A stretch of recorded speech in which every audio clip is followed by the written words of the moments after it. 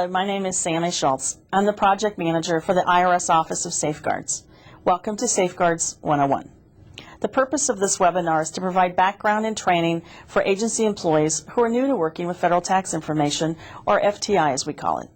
The Office of Safeguards ensures that federal tax information provided outside of the service is protected as though it's still in our hands. As federal, state, and local governmental agencies, you may have a need to receive taxpayer information.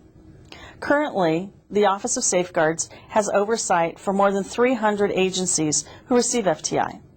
During 2010, more than 5 billion tax records were disclosed to the state tax authorities, with overall more than 9 billion FTI records disclosed, which are required to be protected by law. Safeguarding FTI is a continuous process. We partner with the data recipients to evaluate their current risk profile and assist them in enhancing their protection of federal tax information. Internal Revenue Code Section 6103 provides that federal tax information cannot be disclosed to anyone at any time unless it's specifically authorized. What that really means is that unless a disclosure is authorized by Section 6103 or by some other code section or by an agreement made pursuant to 6103, that disclosure is simply not authorized. Publication 1075, which is the Tax Information Security Guidelines for federal, state, and local agencies, outlines in detail the requirements for protecting FTI. Every agency with access to FTI should make themselves familiar with this document. In addition to the Pub 1075 requirements, IRS.gov also contains information, examples, and templates of forms needed to meet the strict requirements for requesting and receiving FTI. As I mentioned, the IRS Data Exchanges are actually governed by 6103. Internal Revenue Code 6103 provides the authority for disclosing the federal tax information. And one of the conditions for receipt is that an agency must protect it. If an agency is not going to protect federal tax information, they're not allowed to receive it. The IRS Office of Safeguards is responsible for ensuring the compliance with the Publication 1075 requirements. The 1075 is, for all intents and purposes, our regulation. The 1075 lays out all of the requirements for protecting federal tax information, and it is the Bible for safeguards. The Publication 1075 actually originates from several different sources.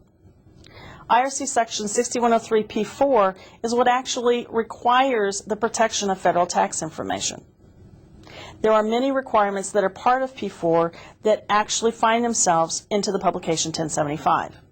In addition, as we've talked about before, 6103 has specific disclosure authorities relative to the protection of federal tax information. IRS policy and procedures also gets folded in. If we can't do it, neither can an agency. And that policy and procedure is part of the requirements of Publication 1075. A large part of the requirements of the Publication 1075 is also NIST Special Publication 853 based. Those requirements for moderate risk systems are much of the backbone of the Publication 1075 requirements. These four pieces together form the Publication 1075 requirements. On to slide 4. There are 8 key tenets of safeguarding federal tax information. These are the basic requirements. Without these key tenets, an agency is not in compliance with the requirements for protecting federal tax information. Record keeping is the first key tenet that we will discuss today. An agency must maintain a system of standardized records or logs for all federal tax information. Those logs should come into play from the time that federal tax information is received until it's destroyed. An agency must be able to show the movement of federal tax information on their logs as it goes through their process. The data elements that are required to be part of those logs is different depending on whether the federal tax information is electronic or paper. But either way, whether the FTI is on a computer system or it's a piece of paper, an agency must track federal tax information from receipt to disposal. Secure storage is the next key tenet. Secure storage is centered on the concept of minimum protection standards, or the two-barrier rule. Basically, there always must be 2 barriers between federal tax information and someone who's not authorized to see it. So let's talk for a minute about paper federal tax information. It may be a piece of paper, a folder, any kind of non-electronic federal tax information, including, for instance, a CD. Those are generally locked up in a filing cabinet in a locked office. And so the locked filing cabinet and the locked office constitute your two barriers. But during business hours, for instance, not every agency has an ability to have all of their employees in locked offices. So in many instances, an employee can serve as a second barrier during business hours by having their badge on above their waist indicating they're an agency employee. In that circumstance, actually a human being is a second barrier. The two-barrier rule applies to all agency locations. Anything, anywhere that stores federal tax information. It could be their main office. It could be alternative work sites if they allow employees to work at home or other sites. Certainly the computer facilities where mainframes and servers, routers and switches, all is located which may have that federal tax information. In addition, off-site storage where backup tapes may be found, and the headquarters offices and the field offices all have the two-barrier rule applied to them. Any location within an agency that contains federal tax information must have two barriers protecting federal tax information at all times. Let's move to slide 7. Restricting access is also a key tenet, and is based on the premise that the only agency employees who should have access to federal tax information are those who have a need to know. Basically, need to know is based on position. If whatever I do for a living means that I need federal tax information to complete my job, then I have a need to know. But I don't have a need to know if my position doesn't require access to federal tax information. Part of restricting access is about labeling the federal tax information, whether it be electronic or paper. In order to identify federal tax information and thereby restrict its access, the labeling is a key concept. FTI can be segregated or it can be commingled. Our recommendation is to segregate FTI to the greatest extent possible, to limit the commingling of FTI with other agency data. That's not to say that commingling is bad or shouldn't be done. If it is done, there are very specific controls that must be in place to ensure that the federal tax information is always protected and it's always identifiable. Restricting access also is a key part of limiting contractor access if contractors are not allowed under the federal statute to have access to federal tax information. For instance, in several of the agency types that we provide information to, by law, contractors are not allowed to have access. In those situations, the agency is responsible for ensuring that the contractor never has access to federal tax information. If it's a contractor, for instance, that comes in to fix something that's broken in their computer room, then those contractors would need to be escorted, and at all times there would have to be some security controls in place to ensure they do not have access to federal tax information. If the data originated with the IRS, it is federal tax information, source is important, and it never loses its integrity, which means it always has to be protected in accordance with the 1075 requirements. Access is the easiest way to be able to protect FTI. By restricting access to the greatest extent possible, the federal tax information can most easily be protected. On slide 8, we talk about employee awareness and internal inspections. Disclosure awareness training is required to be provided to new employees who are just beginning to access federal tax information long before they may have access. Part of that initial training is also the completion of a certification that says they're aware of the requirements for protecting federal tax information, as well as aware of the sanctions that come from unauthorized browsing or unauthorized disclosure of federal tax information.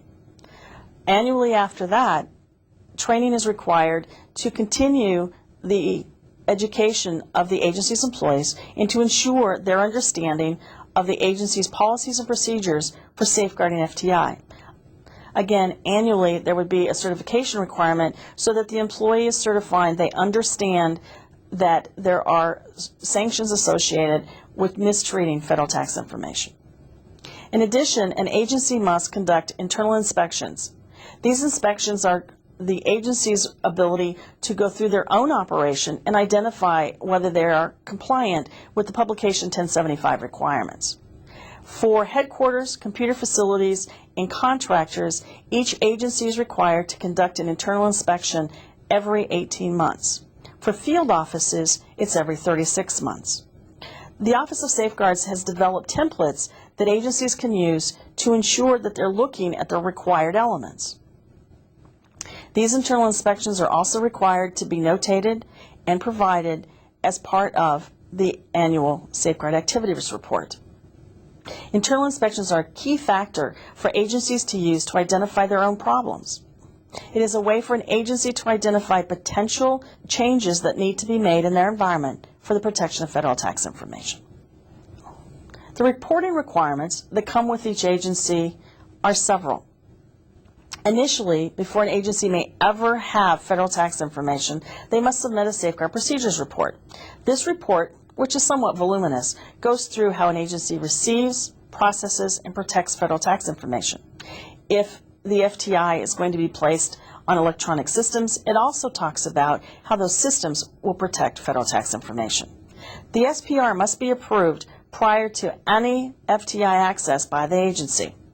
In addition, if the agency makes any changes, a new SPR will be required. Otherwise, it's good for 6 years from when it was approved. Also, the agency has an annual report that is required each year, the SAR, or Safeguard Activity Report. The annual report goes through and documents minor procedural changes and current efforts the agency is undergoing to protect and safeguard the federal tax information. The due date of the SAR is different for each of the different agency types. For instance, the revenue agencies and federal agencies, their SAR is due the end of January. The end of March is when the state child support enforcement agencies would submit their SAR. The end of June is when other state tax agencies, such as state workforce agencies, would submit their annual report. And finally, the end of September is when the human services agencies submit. The SAR, however, regardless of when it's due, is an annual snapshot of the activities conducted by the agency for protecting federal tax information. The other reporting requirement has to do with the corrective action plan. The corrective action plan is actually new in format, although has been in play for many years. Previously, an agency would submit, as part of their Safeguard Activity Report, the actions that had either been planned and taken or were still in planning to address the findings from the last on-site review. Instead, we've come up with a standardized template and have increased the frequency by which that report has to be submitted.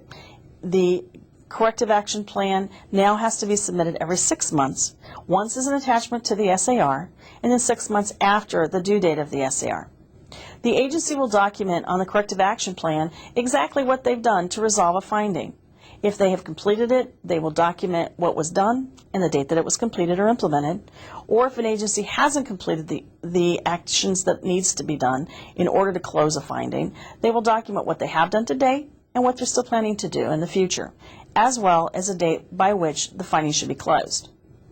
I get asked often, what's the difference between a CAP and a POAM? In our world, the safeguarding world, a CAP is a document that states the findings that were identified by the IRS Office of Safeguards during an on-site review. The CAP is what the Office of Safeguards found. A POAM, or Plan of Action and Milestone document, is actually what the agency found when they were conducting their own internal inspections. Those findings that the agency identified also need to be addressed. And our hope is that as the agency is addressing POAM findings that they identified during their own internal inspections, those will be fixed long before we are ever on-site at an on-site review. Disposal is also a key tenet for the protection of federal tax information. As important as it is to track federal tax information upon receipt, it's equally important to know what FTI has now been destroyed. An agency can't protect what they don't know that they have. An agency can destroy federal tax information by either returning it to the IRS or destroying it in accordance with the requirements of the Pub 1075. For paper FTI, The disposal requirements are laid out in 1075 and are very specific, regardless of whether the agency is shredding, pulping, or burning the FTI. The disposal requirements for electronic FTI, which include degaussing or destroying a hard drive or destroying a CD, for instance, are also set forth in the 1075, as well as additional guidance is available on the Safeguard IRS.gov website. The agency must document in their annual Safeguard Activity Report the FTI that they've destroyed, as well as provide a copy of the log. Disposal is the end game for making sure that everything has been logged and accounted for the protection of federal tax information through the life cycle of when an agency had it in their possession or control. The need and use of federal tax information, as outlined on slide 12, is the requirement that federal tax information may not be used for any purpose other than that which statutorily is allowed. As we talked about earlier, Section 6103 allows for and provides for the actual disclosure itself. Part of that law generally is the circumstances by which the data can be used. If an agency is authorized to have FTI, but they're using it for an unauthorized purpose, that's an unauthorized disclosure. One of the pieces of need and use is to verify that the agency needs federal tax information and they're using it consistent with statutory authority. Computer security accounts for approximately 3/4 of all findings identified during an on-site review. The focus is on the NIST Special Publication 853, Management, Operational, and Technical Controls. A large part of those controls is the written documentation, the policies, process, and procedures that an agency follows within their computer system to protect federal tax information from the time they receive it to the time they destroy it. One of the things an agency can do is to verify that their systems are compliant with the 1075 requirements, and this can be done by using the evaluation matrices that are out on our IRS.gov website. This series of tests identified within the matrix give the agency the opportunity to identify any place they're not in compliance. The agency must ensure that all systems receiving, processing, storing, or transmitting FTI are appropriately compliant with the Publication 1075 requirements. One component of computer security is ensuring that auditing is effectively capturing all access, modification, deletion, and movement of federal tax information by each unique user. In order to identify unauthorized access, browsing, or disclosure, auditing must be turned on appropriately. The agency can ensure that their auditing is turned on appropriately by reviewing audit logs that are created out of the audit cycle and to ensure that neither browsing nor disclosures are being done by their employees. On slide 14, we talk about the overall requirements compliance. The Office of Safeguards ensures the protection of federal tax information through a multi-pronged approach. We've already talked about the Safeguard Procedures Report and the Safeguard Activity Report. These reports, one that's done before federal tax information is ever received, and the other that's done annually, provide the IRS Office of Safeguards with a snapshot of the agency's activities relative to the protection of federal tax information. In addition, an on-site review is conducted every 3 years of each agency receiving federal tax information. A team from the Office of Safeguards is on site to work with the agency to ensure their protection of FTI by evaluating their efforts against the requirements of the Publication 1075. Technical inquiries and outreach is another key component of requirements compliance. Many agencies submit technical inquiries seeking guidance or interpretation of Publication 1075 requirements. These inquiries may be as simple as clarifying what constitutes two barriers as to seeking additional guidance on emerging technologies. In addition, the IRS Office of Safeguards conducts outreach around the country each year, focused on reaching our agencies to ensure they understand the requirements of the Publication 1075. And finally, monitoring must be conducted, and that's done through the CAP tool and the POAM tools, as we previously discussed. Slide 15 provides agencies with vehicles to contact the IRS or to identify where there is guidance available. The IRS.gov website contains a specific site dedicated to safeguarding. If you go into the main landing page and put Safeguards Program in the search engine, it will pull you to our site. On the IRS.gov website, there are questions and answers to common questions, technical inquiries, as well as forms and matrices available to the agencies. We post all evaluation matrices as well as other helpful documents that an agency may use to help be compliant. When agencies have questions or are submitting reports, they use the Safeguard Reports at IRS.gov mailbox. This mailbox, which is monitored every day, is the main inbounds vehicle for an agency to contact the IRS Office of Safeguards. Anytime an agency has a question, they should submit the question to the mailbox, and we will either get back with them in writing or we'll set up a conference call to discuss the specifics that the agency may have.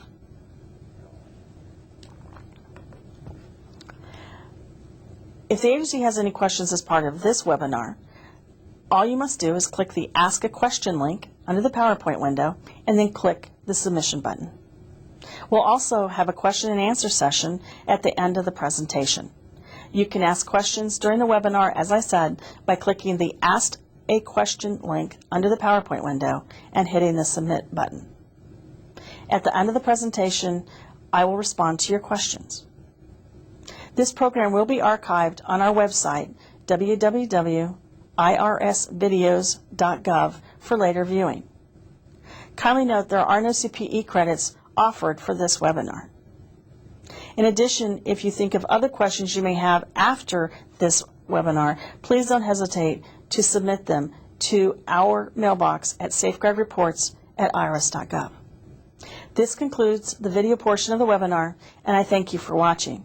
Again, if you have any questions, please send them by clicking on the Ask a Question link under the PowerPoint window and then click the Submit button. Thank you for your time today. Have a great day.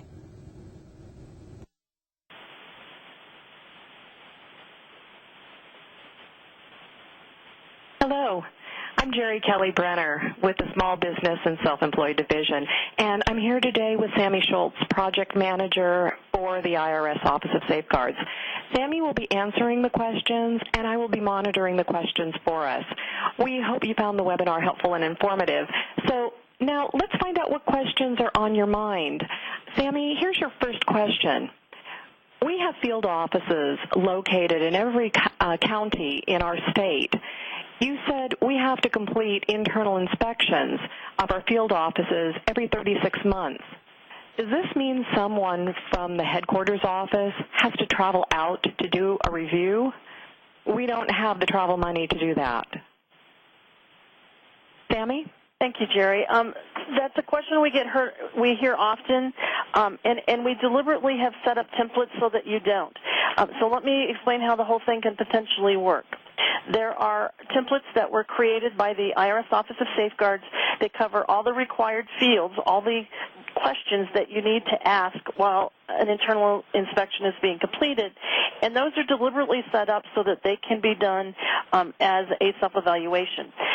For instance, if you have field offices that are at the county level, each of the heads of offices at the county could complete their own template on their office and then send it to, using child support for an example, to the state child support agency, and someone at the state child support agency would then review it, identify any places that where the county is not compliant with the Publication 1075 requirements, and talk back and forth between the state and the county to come up with the POAM, as we talked about earlier. But we deliberately have created the template so that they can be done on a self-assessment basis at the first line. They just have to have then someone who is a reviewer look at them, and so that you're not basically reviewing your own work, so to speak. But we deliberately did that to try to address the agencies around the country where there is significant geographic disbursement but not a lot of travel funds to go out to all of them. Great, thanks for that clarification. Here's your second question. I am new and have not ever been through an on-site review. Can you tell me generally what happens and how an on-site works? Sure. The on-site review is actually a several-month-long process. Normally, 60 to 90 days before the on-site review is actually scheduled, the date we're going to be on site, there will be a person that is a disclosure enforcement specialist, or DES, that will reach out to the agency point of contact that's listed on the SAR. They'll talk to the agency to make sure that the dates that we have scheduled, the on-site review works, and once in a while they don't, and we figure that out as we need to. And then the DES secures information initially, for instance, who is the IT point of contact. A big part of the on-site review is the IT. So obviously we need to get the right IT folks available and talking with us as soon as possible. So once we've identified the points of contact, there'll be ongoing dialogue about what will happen during the week and making the schedule work for everyone. The next piece is then we will provide the point of contact information for the IT to whomever is the lead on the computer security side of the review, and they'll set up a call that is called a PSE call, or a preliminary security evaluation call.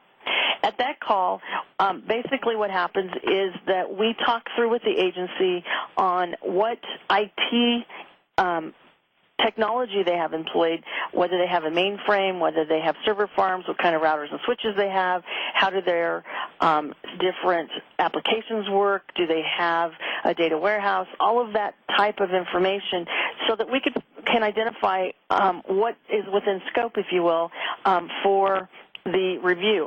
Obviously, if a device does not have federal tax information, it's outside of scope. And so a big part of this is to get the right IT people in the room and the program people, and to talk through, what are the devices that are part of the on-site review.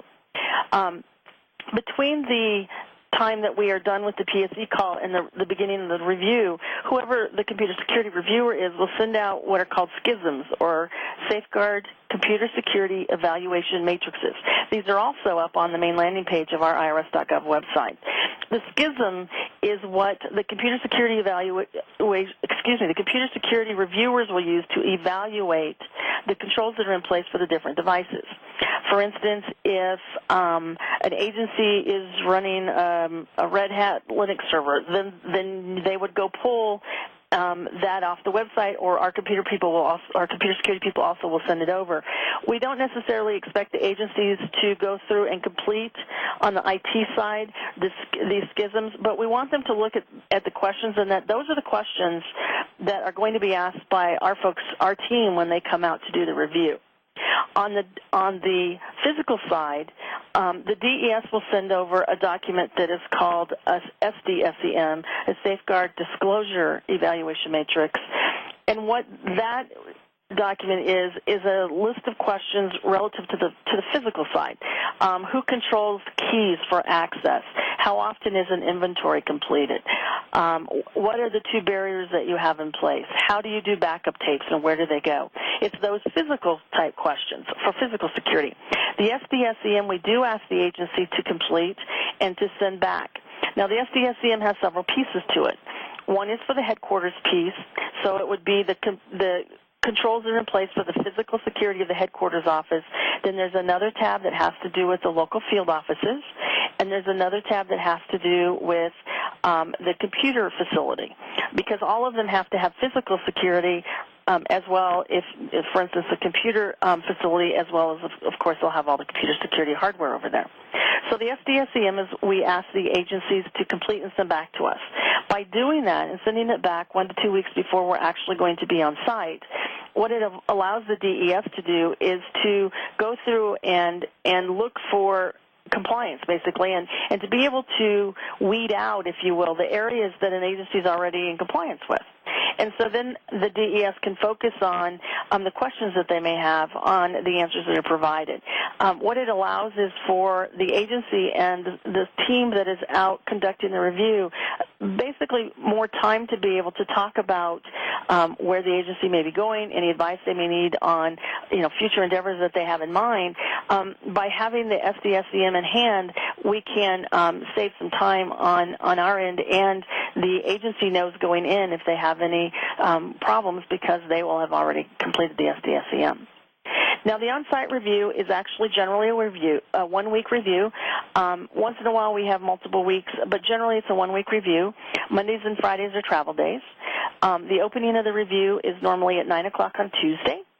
That opening is normally attended by the head of office or their designee, and it has all of the IT folks that would be part of the review, your system administrators, your IT application developers, potentially, the folks that we're going to be talking with all week, as well as the agency point of contact and whomever is taking care of the physical side of the review.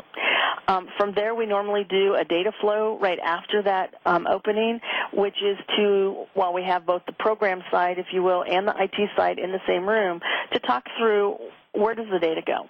From the time it comes into the agency until it's destroyed, let's talk through, where it goes. It goes to server A, and then from server A it goes into application B. What we have found is that while this is somewhat of the conversation we will have had during the PSE call, it goes into a deeper dive on the questions and the specificity, and also by having both the program people and the IT people as part of that kind of deeper dive, we've been able to identify quickly whether we have additional devices that have federal tax information that are resident on them that we didn't identify during the PSE call. We have had instances where at that data flow conversation, we've actually identified up to 6 different servers or a mainframe that had federal tax information that was residing on it, and one side of the house, either the IT side or the program side, didn't realize that those particular devices were in play. And so that data flow conversation is incredibly important, and it's very important to do when we have both the program side and the IT folks in the room, because it also basically cuts out the problems. What had been happening before we started doing the data flow is these issues would come up, but they'd come up further into the review, and then everybody, both the agency and us, were scrambling trying to make sure that whatever we had found then got folded into the review. So the review lasts Tuesday, Wednesday, and part of the day on Thursday. And on Thursday, we do a closeout. It's normally with the head of agency and their designee and a lot of the folks that we have been working with all week. And at that time, we go through a preliminary findings report. The PFR lists the findings that were identified during the review, and they're by key tenet: record keeping, secure storage, restricting access. And we walk through what the finding is and why there was a finding, and go ahead and kind of explain to both the head of office, who may have not been with us all week, as well as anyone that they want to invite to that meeting, what we found, what needs to be fixed, and why, and walk through with all concerned the preliminary findings. At that point, then, if the IRS goes home, and we focus on writing the interim safeguard review report, the SRRI, or the Safeguard Review Report Interim. We try to have at the door to the agencies in 45 days. We have had some challenges with being timely, but we try hard to get them out the door in 45 days. The agency then has an opportunity to respond to the SRRI. They would come back finding by finding to either tell us what they have already done, and in many instances the changes have already been implemented, or what they are going to do, and the dates that they're going to do them on, or that they already did them on, that finding was addressed. So whatever actions that they've taken to address the finding, or whatever actions they're going to take to address the finding, is what comes in as the agency's response to the interim report. Now, previously, the agencies just could drop that onto a Word document and send it back in. We're now generating a CAP, just because it's a pretty easy template to give to the agencies to use to drop the information in. So the feedback document for their response to the interim report is actually a CAP template. Once we receive the data from the agency with their response to the SRR, then we go ahead and draft the final report, And usually we try hard to have that out the door in 45 days as well. And as I said, we've had some challenges with timeliness. And that report then is the final report is what we use to monitor open findings that haven't been addressed, and those are what actually goes into the POEM tools or into our POEM tool, which is where the CAP is generated from, to be able to monitor the findings.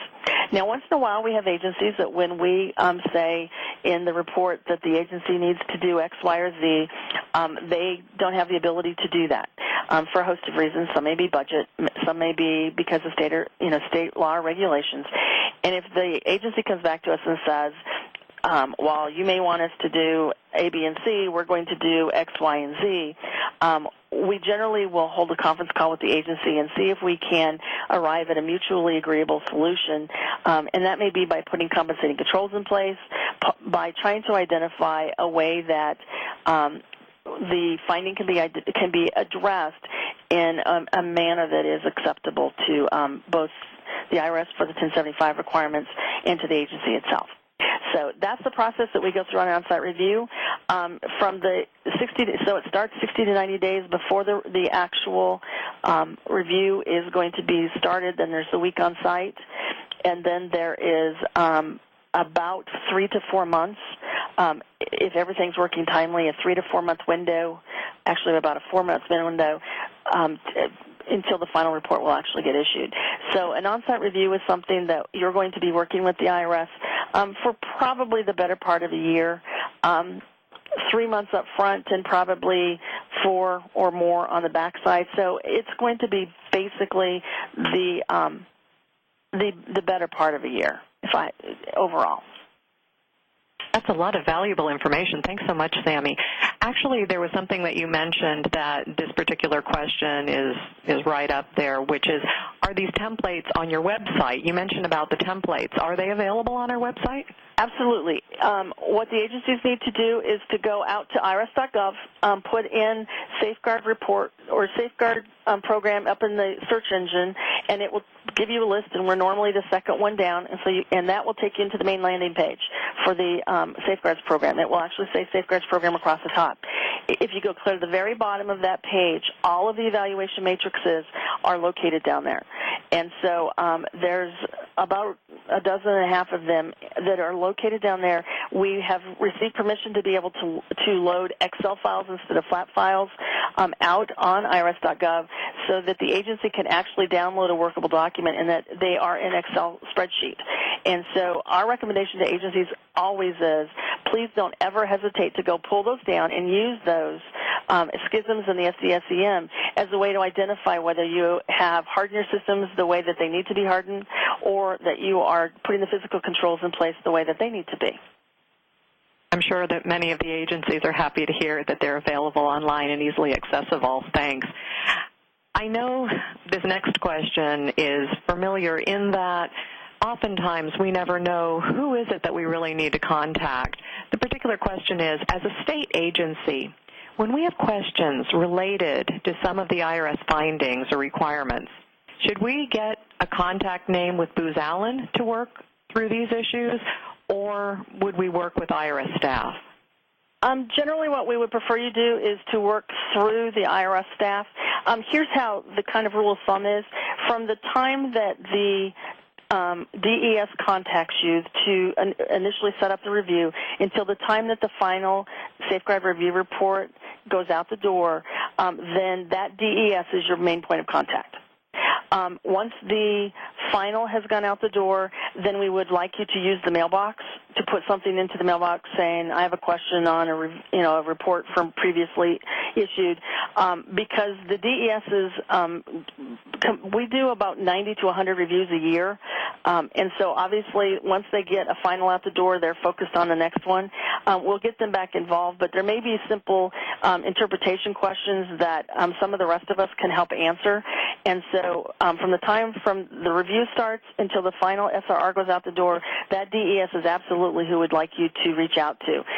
If there are questions on the IT side of the house, They will coordinate and get the Booz Allen folks that were conducting the review involved in what we normally do is set up conference calls, and so that we can make that happen.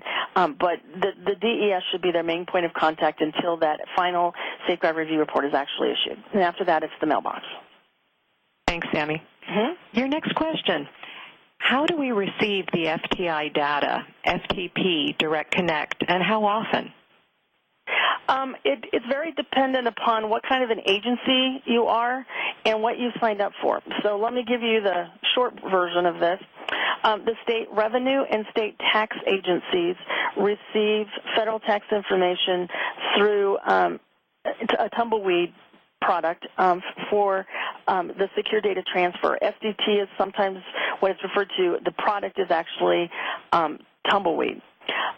The human services agencies receive federal tax information both from the IRS and from Social Security. The IRS is called the DFSLA data, and that is put out through SDT and tumbleweed as well. The SSA data comes in through cyberfusion because that's what Social Security uses as their mechanism for encrypting and securely delivering information. The child support agencies actually receive information from the Office of Child Support Enforcement. The information that we provide to the different child support agencies actually doesn't come directly from us.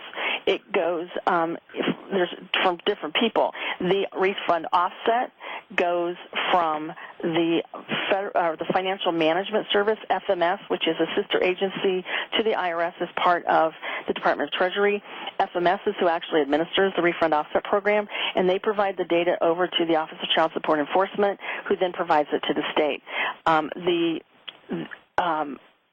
The information that a state child support agency could gather for instance, wage information or address information, that actually comes from Social Security. It's IRS information, but the SSA gives it to the Office of Child Support Enforcement, who gives it to the states as well. For the one piece where the state revenue and state workforce agencies may have direct access would be during the TOP program, the Treasury Offset Program. Many of the revenue and labor departments participate in the TOP program that is for them, and they would then have an interface directly to FMS, and that is through the Connect Direct system. The interfaces with FMS because they're actually, like I said, the ones that administer it. So depending on your agency type, you could have very different connections to how the data actually is provided to you. Thanks, Sammy. This seems to be a similar question, and maybe you just can clarify it. It says, it was said that FTI is that information that comes from IRS. So it is clear the file we receive from IRS via Tumbleweed software are FTI. However, to clarify, we also receive BEERS, B-E-E-R-S, BEERS data that comes from SSA. You hadn't mentioned BEERS, so that's why I'm bringing this up. It says, is this also considered FTI? Thank you, Jerry. Yes, BEERS data is the other piece of data that comes to a human services agency. They get the DFSLA data directly from the IRS.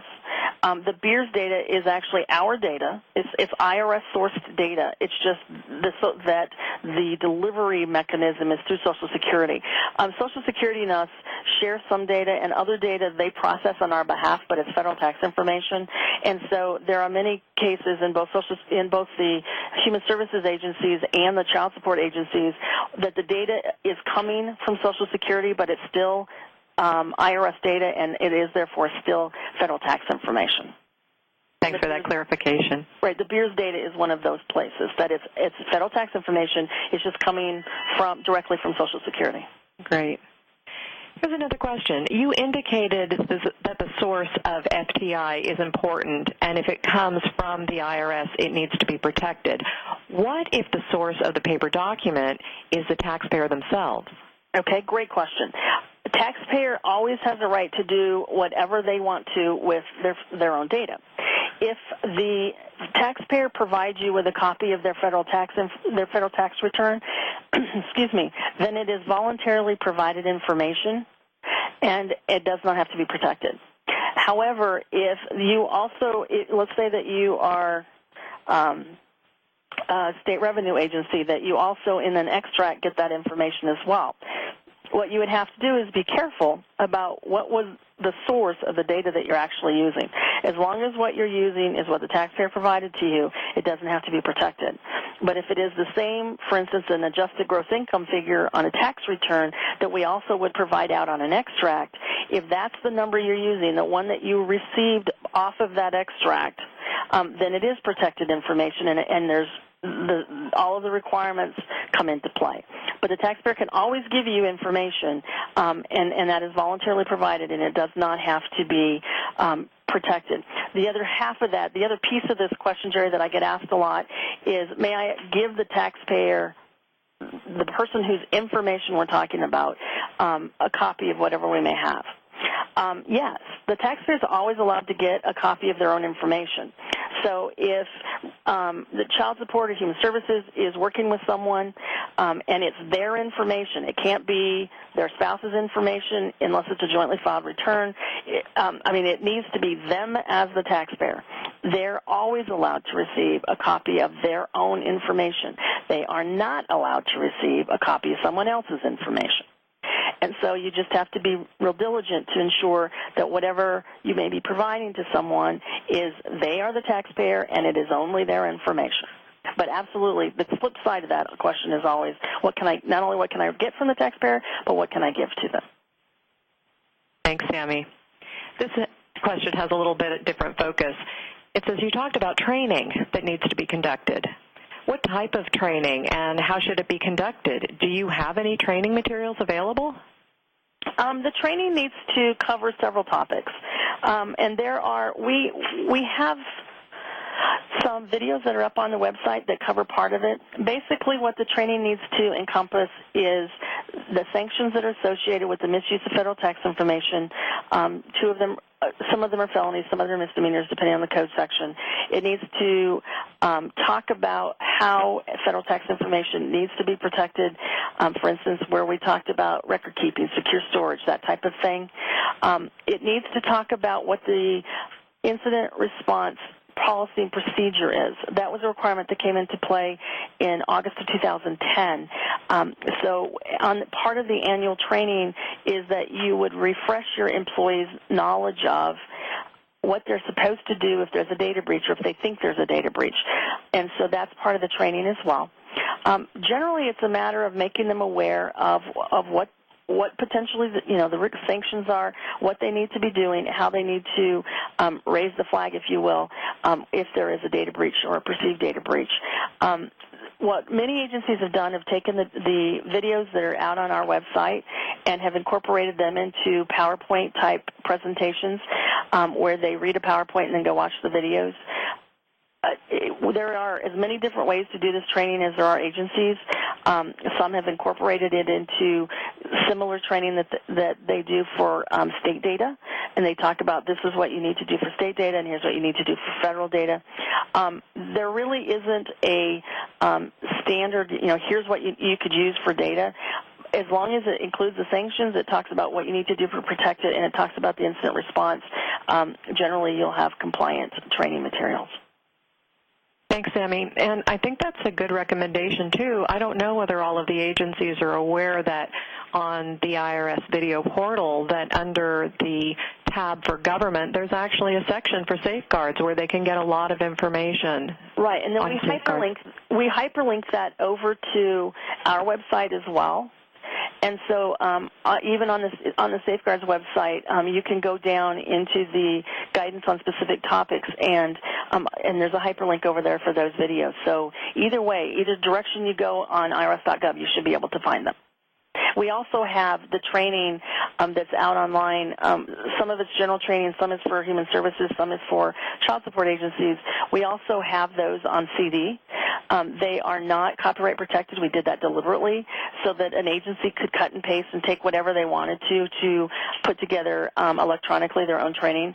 And so if an agency wants to have the DVD sent to them that is the training, then all they need to do is send an email into the website and our mailbox, at safeguardreports@irs.gov, and ask for a copy of the training, ask for the training DVD to be sent to them. Make sure you give us contact information so we know where to send it, and make sure you specify what kind of agency you are so we can send you the right DVD. But we do have those on DVD. You're welcome to make copies of them if you want to send them out to all your field offices. You're welcome if you have a training function that has great skills and they can take snippets out of that presentation. You're welcome to do that as well. Can you just provide that email address again? Is it Safeguard or Safeguards? Safeguard singular, reports plural. So it's SAFEGUARD reports, REPORTS at IRS.gov. There's also a hyperlink that is on the website, on the IRS.gov, the main Safeguards landing page of Submit a Question. So you can always find it there if for some reason you have problems identifying it. One rule of, helpful hint for the website, you should receive back, anytime you send something into our mailbox, you should receive back what's the equivalent of an out-of-office saying thank you for your submission. If you have attachments to what you're sending in to us, and it's more than 5 megs, very likely it's going to be stopped at the firewall. And so what we suggest you do is break it down into smaller pieces, and in your email subject line say 1 of 2, 1 of 3, 1 of 4 as you send it into the mailbox. But the way to make sure that it has been received and that it has been assigned is that you should receive almost immediately the out of office, and then within several days you should receive an email from the mailbox saying that we have received your document and it has been assigned. If within a week you don't have both of those emails, then there probably is something that is not gone right. Usually it's because there's attachments to an email that didn't make it through the firewall, and so it stopped it. Our recommendation is then, without anything attached to it, send in an email saying, on such and such a date, I sent in, I haven't heard from you, what's going on? We have 2 or 3 different staff that monitor the mailbox on a daily basis. Obviously, when we're in one of the times during the year where we have a lot of SARs coming in, the end of January, end of March, end of June, end of September, we get a whole lot of mail at that mailbox, and sometimes it takes us several days to clear it out. But if the mailbox is by far the best way to get to us, and if you haven't received both of those acknowledgments, it generally means that there's an issue and that you need to reach back out again. It's important that you clarified about communicating with you. That's always an issue and a question. And so now we're going to our next question, which goes back to FTI. It says, you mentioned that FTI never loses its character as FTI. Mm-hmm. What happens when it becomes part of the public record, for instance, on a tax lien? What FTI requirements would still apply? A tax lien is interesting in that for federal tax information, we have statutes at the federal level that allow it to be. At the state level, for state revenue agencies, they're allowed within the 6103 d, which is the authorization by which state tax agencies receive data. There's language in there that talks about administrative remedies for the assessment and collection of federal or of state taxes. And so under d, because of that, there is potentially a way around it. The problem has to do with whether the actual assessment amount or the address amount on the lien is pure federal tax information. There's a very, very small population of non-filer cases generally where the address may be IRS sourced, and so then you are introducing federal tax information onto a state lien. We actually are currently working with counsel to get some clarification on that issue. Generally, it's not a problem because the address is generally from a state source, and the assessment amount is a mathematical calculation on how much the taxpayer owed on whatever they had not filed or paid.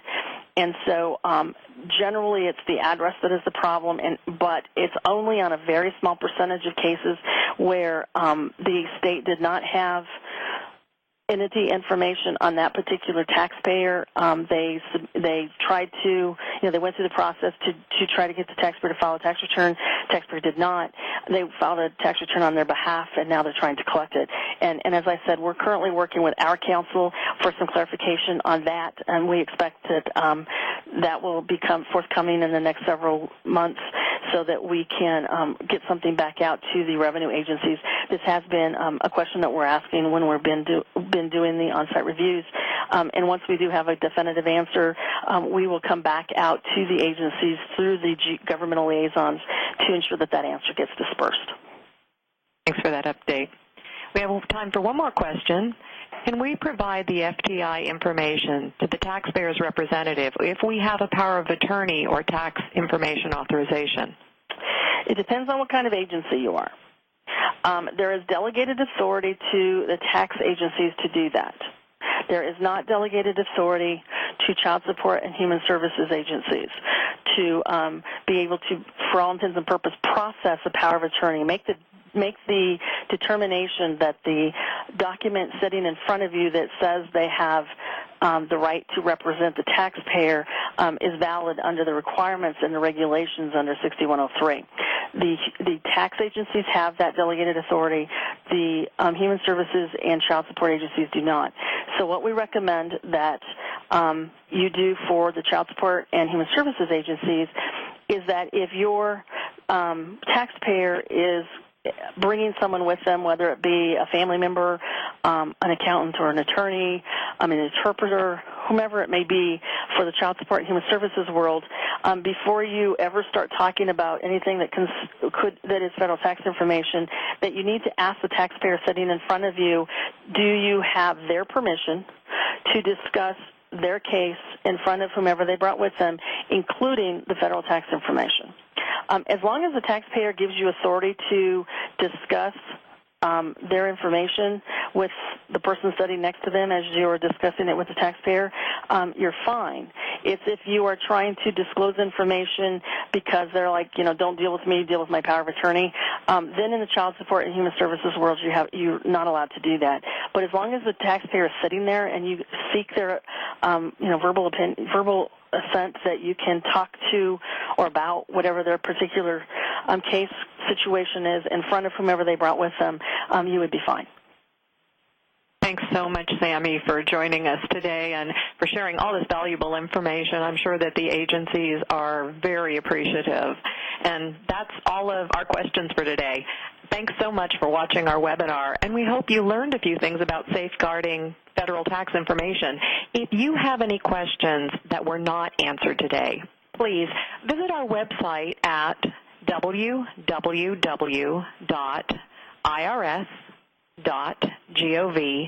using the keyword safeguards. That's with an S at the end, so it's SAFEGUARDS,